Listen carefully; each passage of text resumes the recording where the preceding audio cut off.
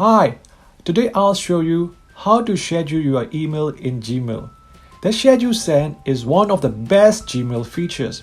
This tool keeps you from being the person who sends emails over the weekend or in the middle of the night if you are sending a message to a colleague in another time zone, as we frequently do in our new work from home lives.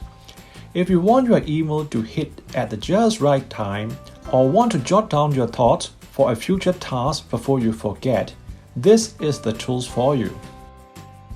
When drafting an original email or reply in Gmail, you'll now see an arrow next to the Send button.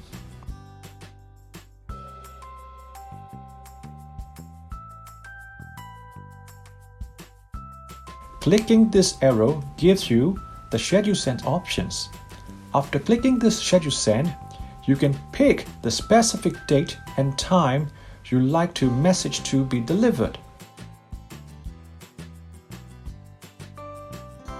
Thank you for watching. Please like and subscribe our Aaron Private Limited.